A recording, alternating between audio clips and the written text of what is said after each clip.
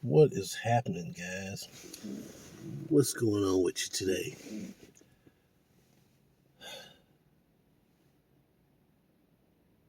We have reached the end of a long journey. We are closing this series out with a discussion on Cleopatra, the famous Cleopatra. I still don't know if her name was given to her because it's a traditional Greek name, or was it inspired by Africans? Nobody knows. Well, I'm pretty sure somebody knows, but I ain't found out. So, this series can be found in the Great Courses library of books.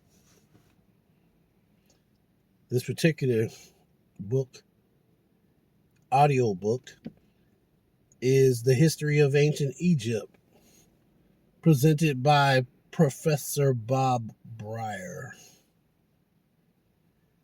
Now, I do most of my ebook shopping on Amazon.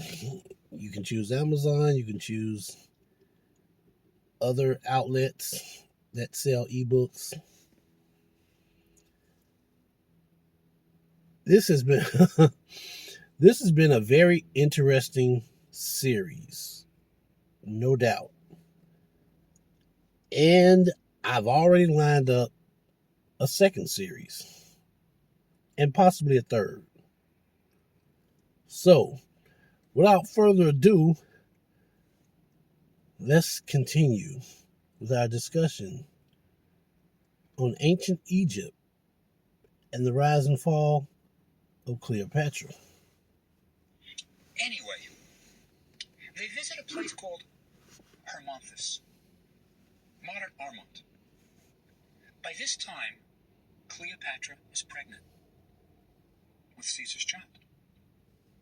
And they agree that if it's a boy, they will build a birth house there, a little shrine to commemorate the birth of a god, because Cleopatra is a goddess and her son is going to be a god.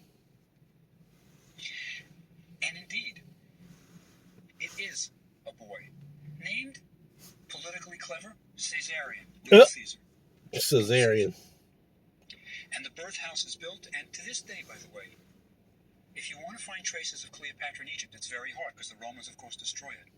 But if you go to Hermonthis, Armont, there are the remains of the birth house. It's been destroyed almost completely. There's one block, it's upside down, and it has Cleopatra's cartouche on it.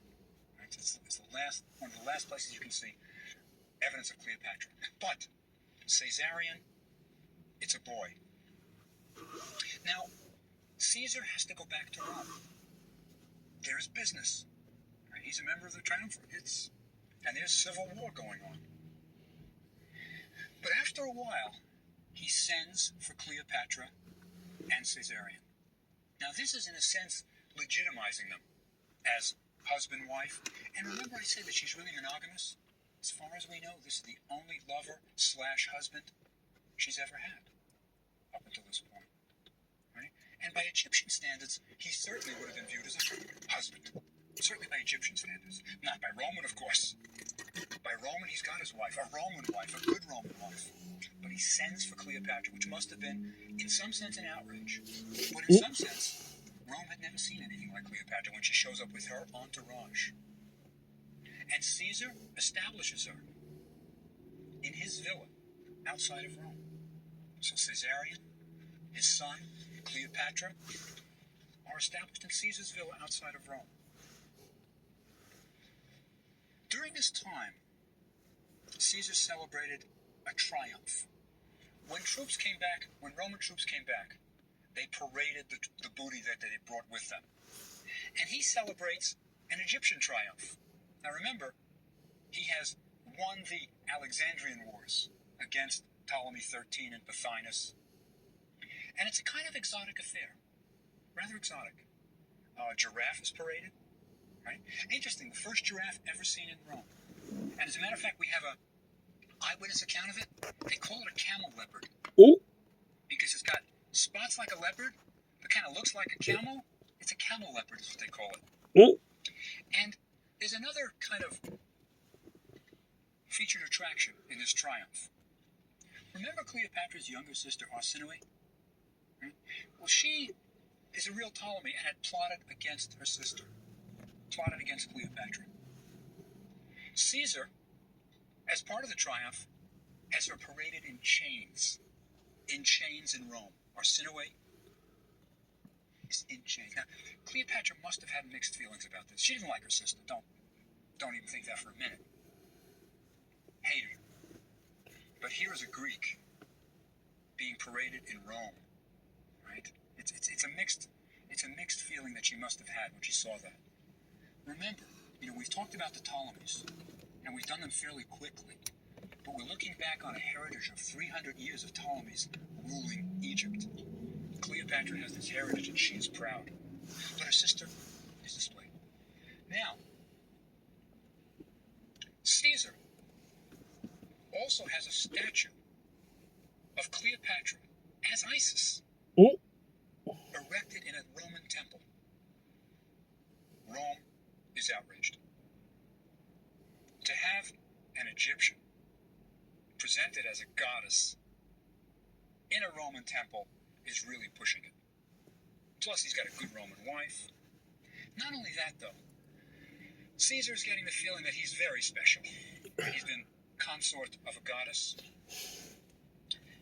And the Roman Senate is worried that he's going to want to rule as a king. And this is when the famous Ides of March occurs.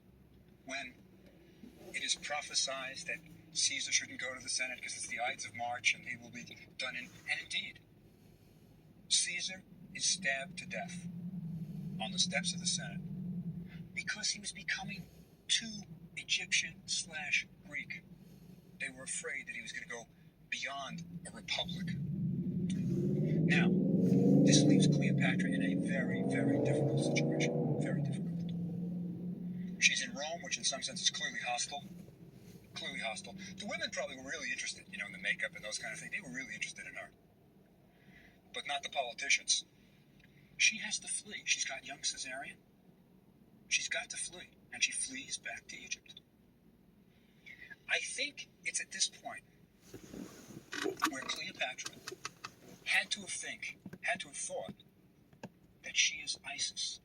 It's just like Isis. She's a goddess, even dressed as Isis for certain religious festivals. She is widowed. Her husband has been killed violently. And she has an infant son that she has to protect. So as she's fleeing back to Egypt, she is Isis. Right? That's freaking crazy, but I can see the similarities. So, her hubby,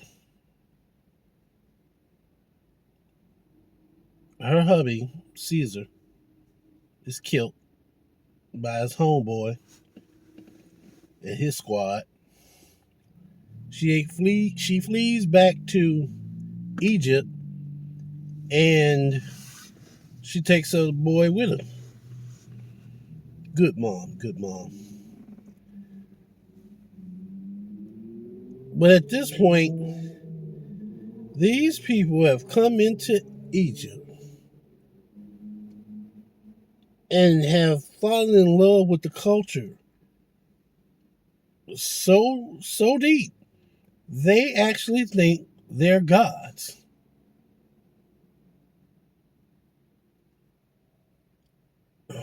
It makes sense, but then it don't make sense, because you have Horus, who lost his father, and his mother had to flee.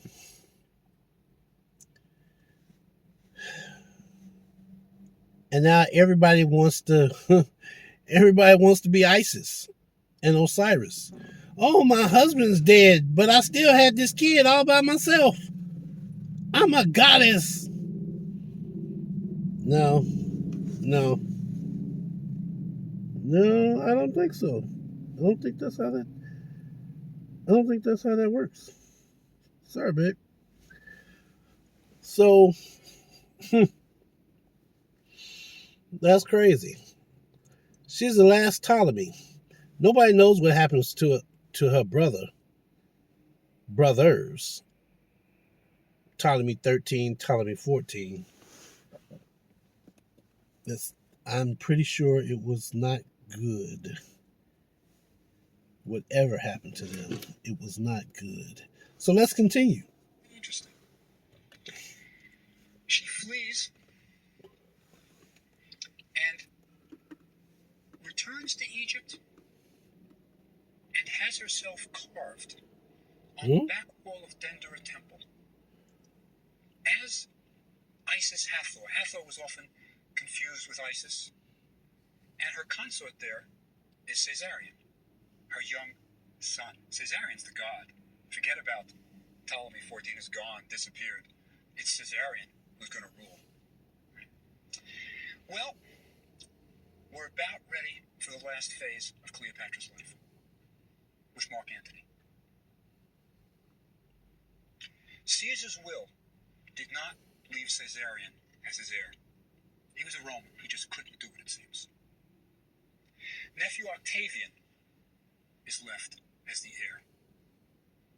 And there is a real feud between Octavian and Mark Antony for power. And Antony realizes if he's going to win, he needs the wealth of Egypt. It's always back to Egypt and their grain. Always.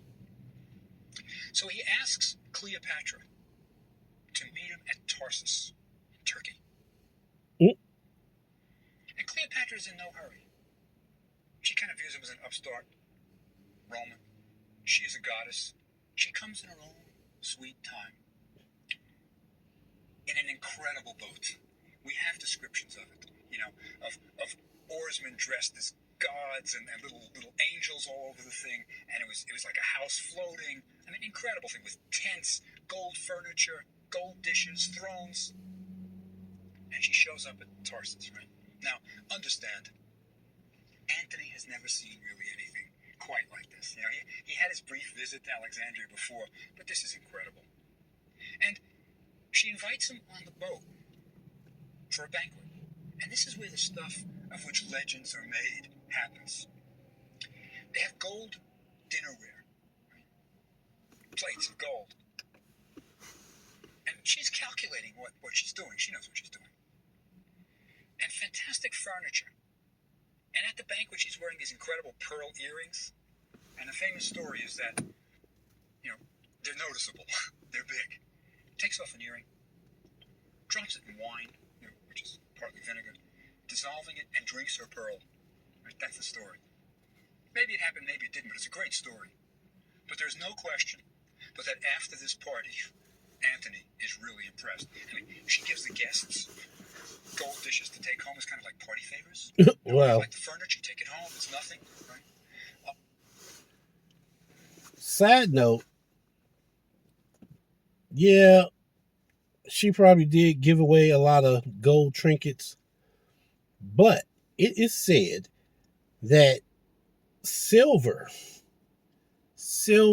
was worth more than gold to the Egyptians. Gold was popular, gold was plentiful, but it was the silver that was rarer. The more something is hard to get, the rarer it is, the more it's worth. So when black people start wearing a lot of ice, as they say, a lot of silver and diamonds, the Isis, Osiris, ice. Yeah. Black people been wearing ice for a long time. It's more valuable than gold. But in America, We value gold. There's gold in them darn hills. Gold is plentiful, but the person who controls the gold is rich because they can put whatever value they want on it. Sell it, keep some for themselves. It's crazy. But yeah, that was a little fun fact. That was a little side note. I thought that was interesting when you said that Cleopatra was giving away gold trinkets. Like, you just gonna give your stuff away? I know you're rich, but dang. But yeah, she believe me, I know she kept something for herself.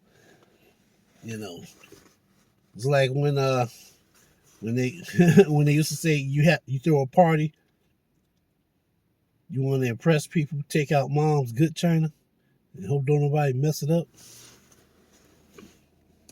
So, how you liking this so far? This is the last section, the last segment of the history of ancient Egypt, presented by Professor Bob Breyer, and we are discussing Cleopatra. It's calculated to impress this Antony. Antony is not Caesar. Antony is a little bit cruder, not so educated, kind of lusty. And it's interesting because Cleopatra can live this kind of life too.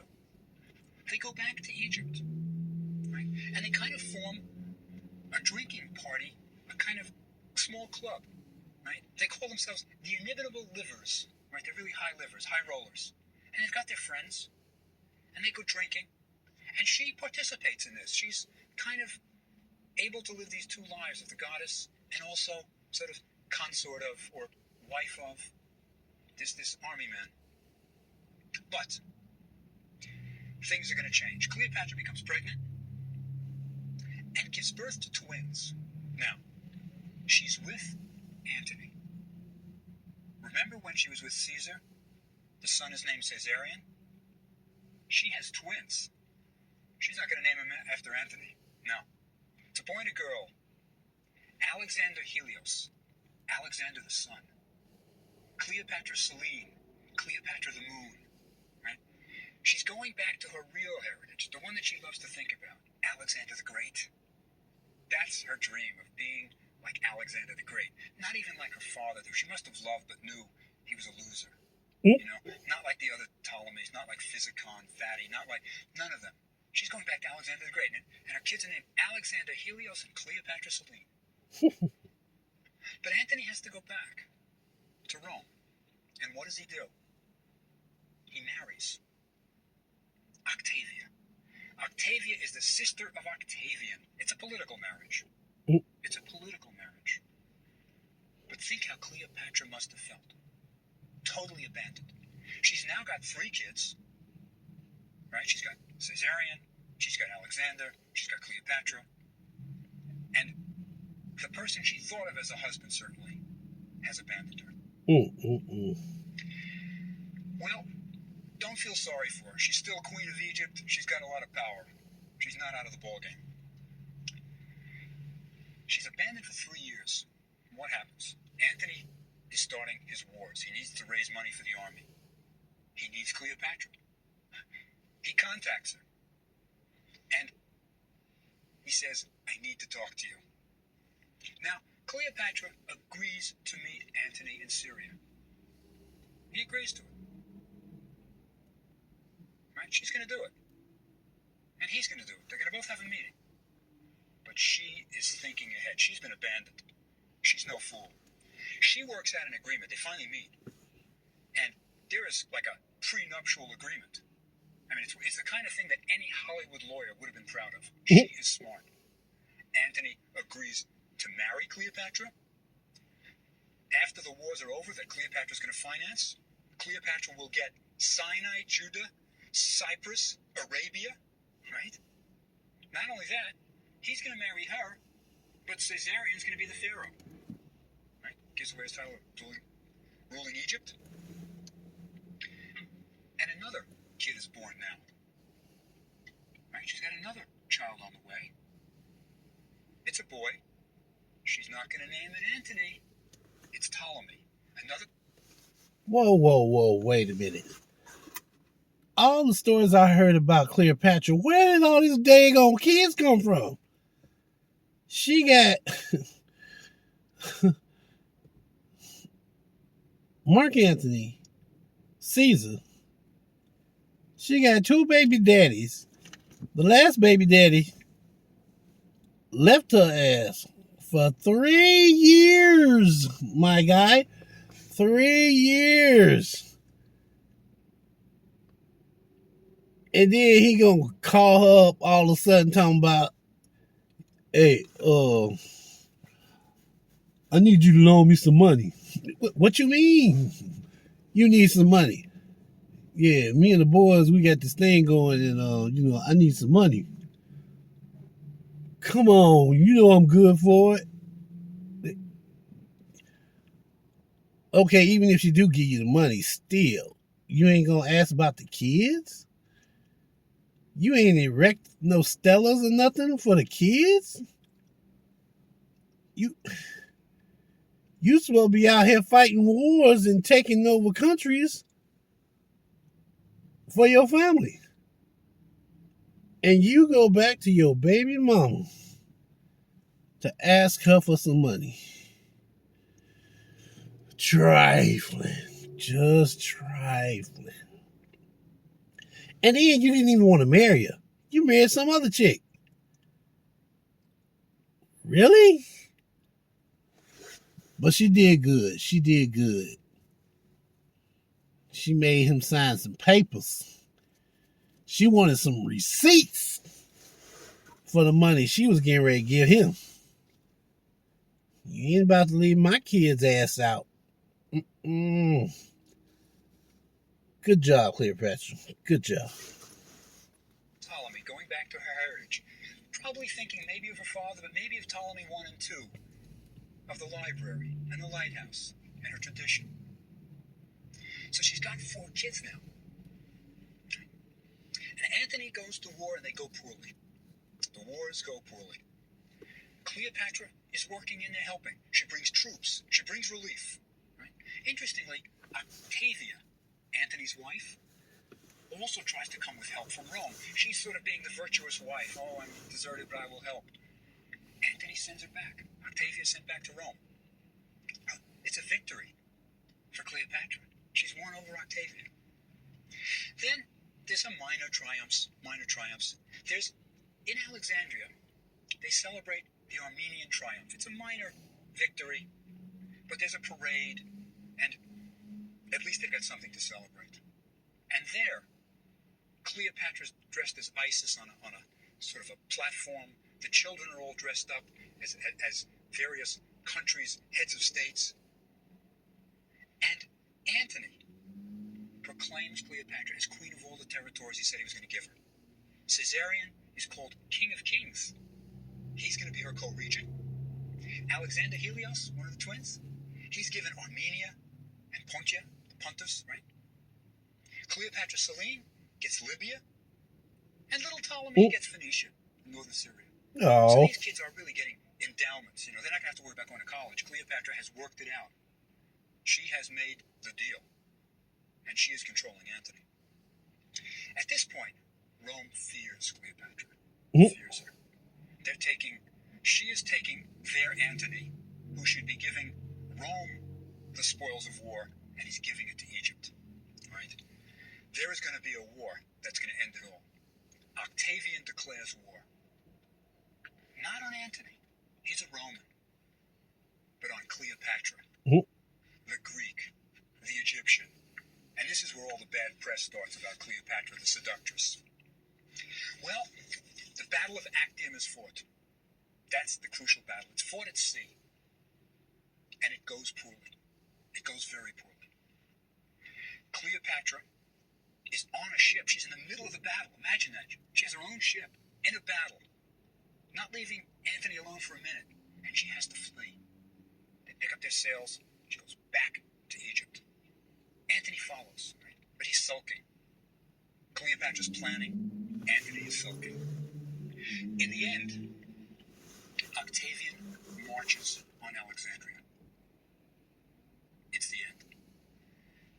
Offers Cleopatra a truce. Give me Antony. She refuses. Right? They march. It really is the end. Now, Cleopatra will not be captive. She will not be taken captive. She has seen her sister in chains, and it won't happen to her. She starts planning poison. Right? She's planning. She knows she's going to kill herself, and she sends a message to Antony saying, I'm dead. She has barricaded herself in the palace. Antony, believing that she is dead, runs himself in on his sword. Doesn't quite kill himself immediately, doesn't die immediately. Then Cleopatra, right, hears about what happened to Antony, and he's brought to Cleopatra, dying, right, and dies there. Yep. He dies in her practical arms. And then Octavian, who wants to take Cleopatra back to Rome, parade her, is fooled. She has, we believe it's snakes, smuggled in a basket of figs, and she dies with her handmaidens next to her, Iris and Charmian. Octavian is outraged, because he's been cheated of parading Cleopatra in Rome. Smart It's girl. the end. Cleopatra is the last great ruler of Egypt. It's the end of the Egyptian civilization and the end of an incredible story. But next time, I'll try to summarize a bit and put it all in perspective. I'll see you then.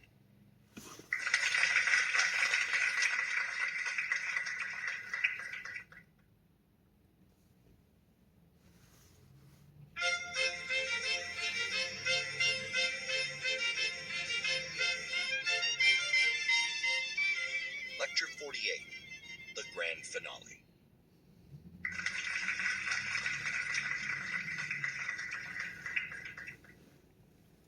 Welcome back, and thank you for coming back. This is the 48th lecture, and I want to commend you for sticking with it this long. I'd like to do several things for our last lecture together. One is I'm going to try to summarize 3,000 years of Egyptian history in maybe 5 minutes, because I want to put it all in perspective. I don't like to end on a down note with Cleopatra's death, and I want to show that her death is the end of a great tradition. And I'll even give you a little hope that it might continue. You'll see what I mean in a minute. Remember when we started very first lectures? We were talking about a prehistoric people moving north into the Nile Valley, barely controlling fire, just having the ability to speak. And the only tool they had was a hand axe. And for 700,000 years, that was the only tool. But then, when we entered the historic period with writing, it all started to happen very quickly. Narmer unified Egypt. Egypt becomes the first nation in history. And we start to get great things happening. With a centralized government, the king can control irrigation ditches. You can get all of Egypt working for the common good. Building things like the Great Pyramid of Egypt. It's an amazing civilization, and it happens quickly. And it lasts a long time. Think of the high points. Sneferu showing Egypt how to build the pyramids. Tutmosis III marching north. Ramses the Great. Hatshepsut, the woman who ruled as king. Cleopatra is the end of that tradition. When she dies, remember, she is almost like Isis. The goddess trying to protect her son, her infant son. She's living out a myth that all Egyptians knew for 3,000 years. But let me say something about what happens after Cleopatra's death. Because as I say, I don't like to end on a down note. Remember, Cleopatra had children. What happens to those children when Cleopatra dies with the bite of a cobra? Now, interesting, by the way, isn't it? That symbol of the king's protection is how Cleopatra chooses to die. She knew what she was doing.